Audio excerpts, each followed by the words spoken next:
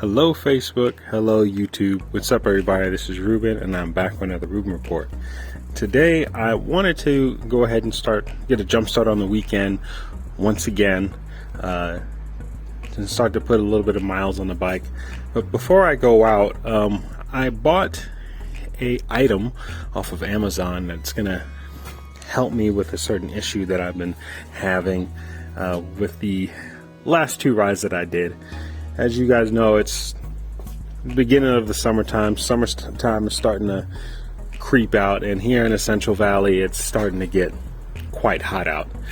Last week it was around 90, and after sitting in the saddle for over 2 hours, you develop that swamp butt. So I bought this product off of Amazon that should help me, combat that. And this here is just it's like a mesh cushion. So it's what it's supposed to do. It's supposed to allow a lot more airflow, or it's supposed to allow airflow in general to the actual seat, so it doesn't get so hot. Yeah, and it's real easy to install. It's just straps that go underneath the seat. Very simple.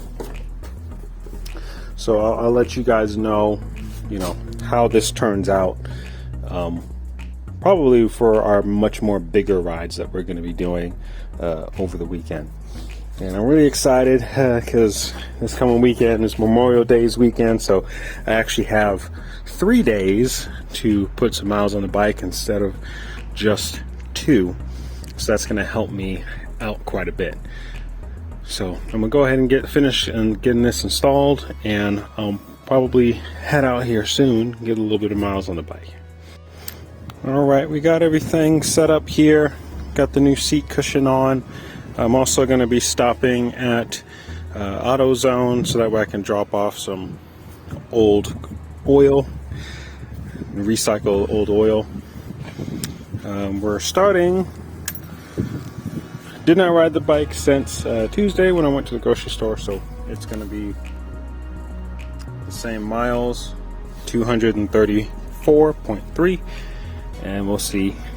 I'll take you guys with me right along. Got the GoPro camera, so we'll see how far we get today. Alright guys, per usual here, I'm speeding up all these ride-along clips because I don't want this video to be unnecessarily long. So the first stop that we're going to be making is going to AutoZone to drop off the oil that I want to have recycled. Pretty much just riding through my neighborhood, getting on the city streets and whatnot, just trying to get to the AutoZone store, which is really not too far away. And once I get there, handle my business, I actually end up coming back home so I can drop off the plastic jugs. They don't keep the jugs, they give the jugs back to you, which is actually a bonus because that allows me to reuse the jugs and to bring back some more old oil later. So I'm kind of glad about that.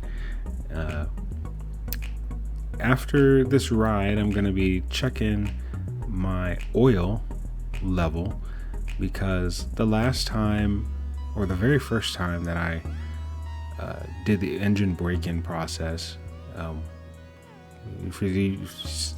this is a new engine that I'm doing. So my old engine, the very first time that I did this, I had to change the oil around this time frame. I believe it was like 240 something miles that I did my first oil change, because after my really long ride that I did one day, I looked at the oil window and I saw that it was quite dirty, and for sure it definitely needed to be changed. So once I'm done with this ride, I'll take a look at my oil window and see what's going on. I went ahead and made sure that I bought the conventional oil. Last weekend, I actually, when I stopped at Walmart, I didn't find any conventional oil, but I went ahead and bought some off of Amazon. And so I'm ready for an oil change if need be. But all right, so I make my way back home to drop off the oil jugs. So I do that now, and now we're right back off to ride off into, well, ride aimlessly in the back roads once again. Today I don't stay out for too long. It's right after work. I've had a long day. I just wanted to get a little bit of a jump start on the weekend. Any miles I could put on the bike at this point is a win. It's one step further towards hitting that 500-mile mark, and I really hope that this weekend I can actually hit that 500-mile mark.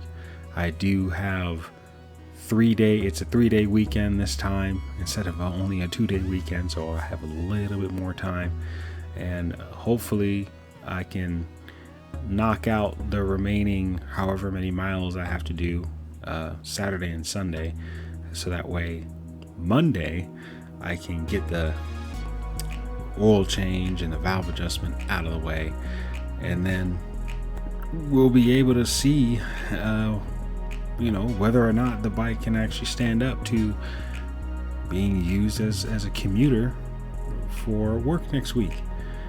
I'm really excited to potentially start riding the bike again, start getting much better gas mileage. I'm really tired of filling up my pickup truck.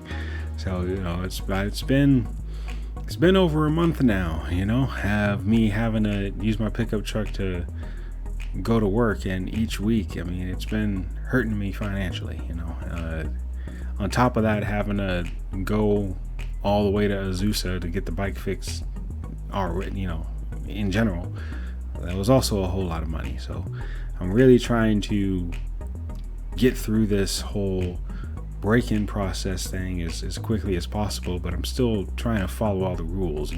That's why I'm documenting my riding. I'm making sure that it's shown that I'm riding at 5,000 RPMs or below, putting as many miles on the bike that I can, so that way once I actually do start my commute, or what I like to call the ultimate endurance test, because my commute, I have to do 60 miles every day.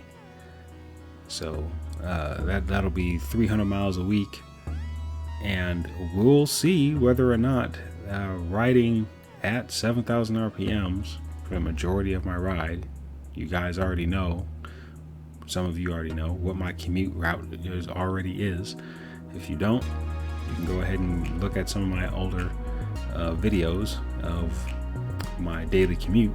I've done multiple videos on that, and yeah, we'll get to see whether or not this bike can actually stand up to the task of being a reliable, economical commuter bike. All right.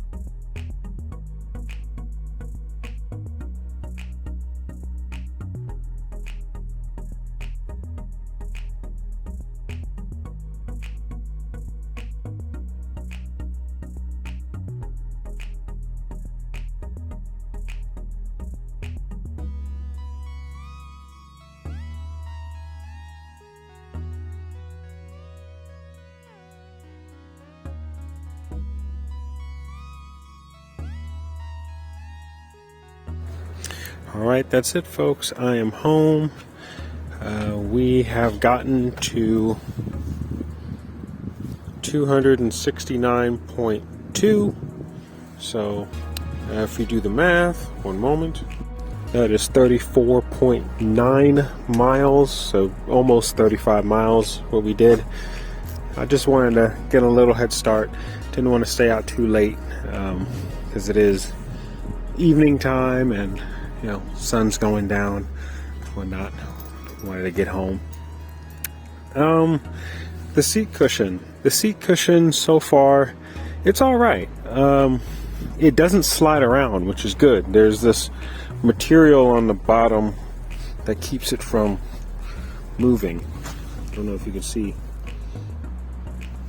Yeah, it's very grippy, so when you're actually sitting on it, it doesn't slide at all. So it actually stays put. As far as keeping my butt cool, I can't really say much about it right now because it is in the evening time, so it's not really as hot.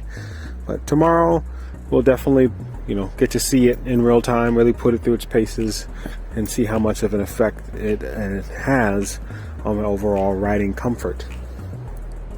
Okay, well, that's that.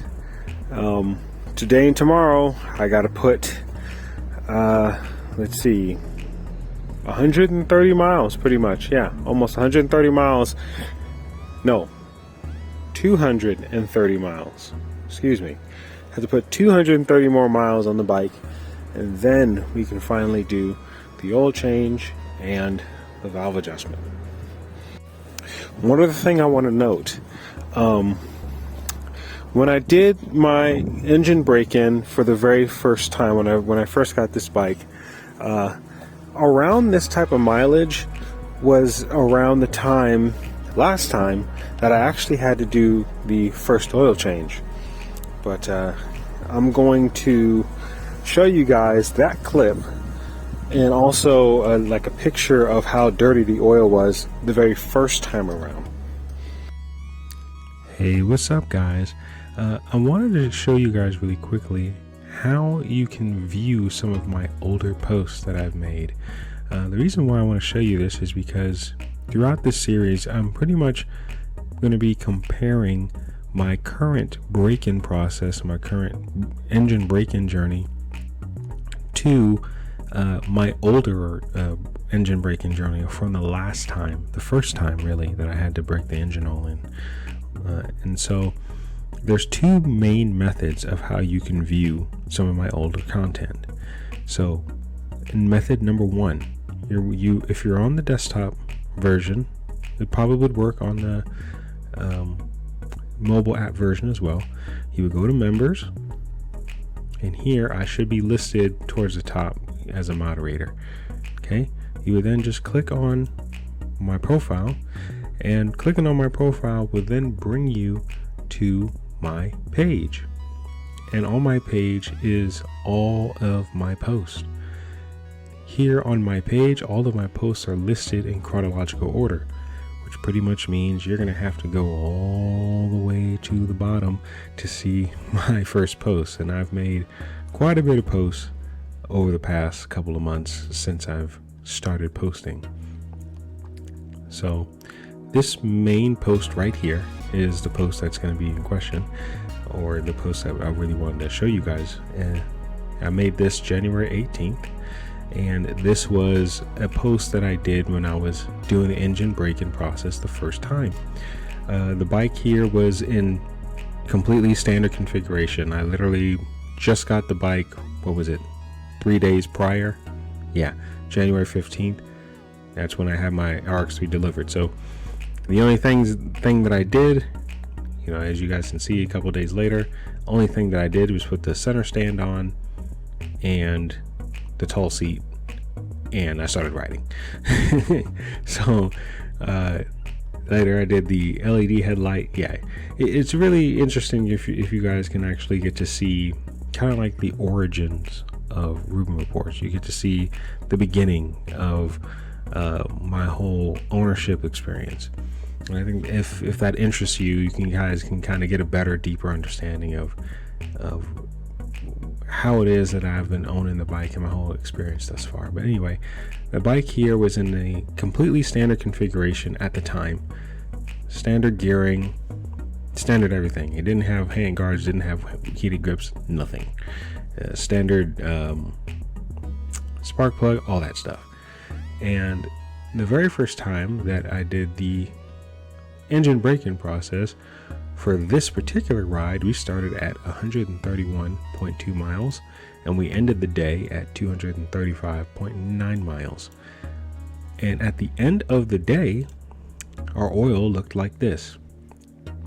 Okay, and that's why I wanted to kind of bring this up, because for today's ride, we pretty much ended around the same kind of mileage. And so we're going to later on be able to kind of compare and contrast, what the oil looked like way back when versus what the oil looks like now. But before we do that, I wanted to show you one other method of how you can access my post if you like. Okay, so the first way was to go to members and then to click on my name. The next way that you can do it would be to go to popular topics in this group and then press Ruben Reports. By doing that, you'll be able to see all of my posts that I've ever did. However, they're not in chronological order. They're kind of random.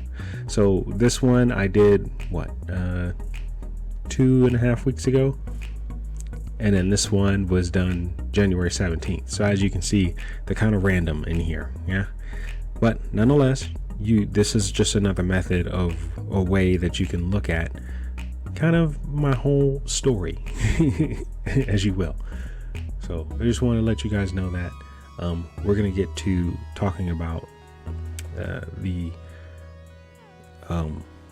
engine braking process comparison more in detail here in a moment. For those of you who are not members of the CSC Motorcycle Owners Group, but are members of the CSC RX3, RX4, and RX6 Owners Group, because I do post in both groups the same information, then the process is just going to be a little bit different. In this particular group, I am not a moderator, but still the same process pretty much applies. You would still click on members, and in here, as you can see under admins and moderators, I am not listed. So what you would have to do is you would just have to go to find a member. You would type in my name, okay, and that way I'll pop up.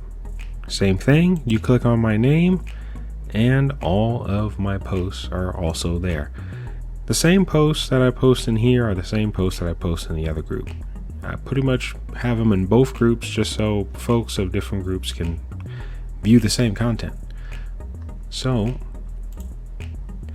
again, you would just go to members. You would then have to search my name, click on my profile, and then you'll be able to see all of my content.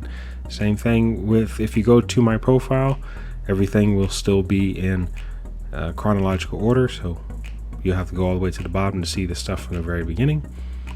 And the same thing here, popular topics, you would click on Ruben Reports, and then you'll be able to see, well, ironically, it's the post that we're looking for. It popped up right in the beginning, but again, still, you click on Ruben Reports, and here it's still going to be randomized, right?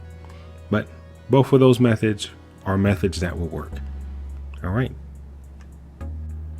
Okay, in this picture here, this is the same picture that you saw from my older posts. If you guys went back there, this is exactly what you saw. In this older post, this is at the end of my ride for that day. We rode in total almost 100 miles, and at the end of that ride, we ended up at 235.9 miles. So this is what the engine oil looked like at 235.9 miles. Okay, and this is what the bike was in, completely standard configuration. pretty much the same process as what it is that I'm riding the bike now, at 5,000 RPMs or below. Back then, with standard gearing, I could go just a tiny bit faster, tiny bit, like 5 miles an hour faster, because the gearing was taller. But same thing. The bike is riding at 5,000 RPMs or below. It's the same process. And in this next picture here, we see the engine oil of the new engine. So this is the same break-in process, just on the newer engine. And at the end of our ride here, we're at 269.2 miles. So a little bit higher mileage than the other picture, but the engine oil looks a lot better here. But again, the RPMs of which we're riding at and the type of riding that we're doing is pretty much the same at 5,000 RPMs or below. So I'm gonna share with you in this next clip my thoughts on why it is that the engine oils, look so drastically different. All right, so following that trend, I'm gonna go ahead and look at the oil that we have right now, because we're pretty much close to that mileage. We're just a little bit off from that mileage, a little bit higher. So I'm just gonna see what's going on down here.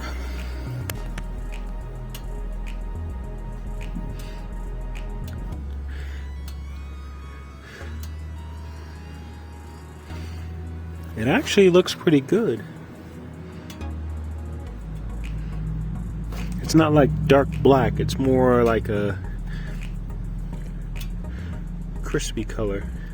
I don't know if you can see kind of like the reflection of the light on the inside. So, you can see through it. And it kind of, the light kind of reflects off of the, what do you call, what's in there? The stator? I don't know. But I think the oil's good. Again, in comparison to last time, I think it's looking decent. I think I'm not going to touch it yet. It might actually last a little bit longer this time. But let me hear you guys' thoughts. I mean, at least my thoughts on why the oil this time is lasting a little bit longer than the old oil from the very first time that I broke the bike in, excuse me. I don't know. I'm not sure if CSC actually changes the oil that these bikes come with. I know, like the other Chinese bikes, like the Hawk 250, the TT 250, bikes like that, the Lyfen and DLX, all that stuff.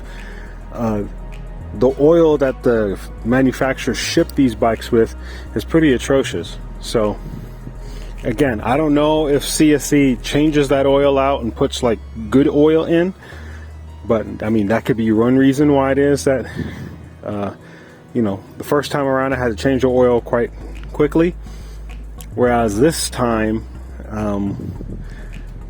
when they actually did the engine swap, they put some pretty good oil in there. They put Maxima, still conventional, but Maxima oil, so a pretty well-known brand oil in there. So I'm curious, that might be the reason why the oil is lasting a little bit longer this time around. But yeah, let me let you guys let me know your thoughts. But that's pretty much it now. I'll see y'all tomorrow, and we will continue to put miles on this bike. Stay safe out there. Peace.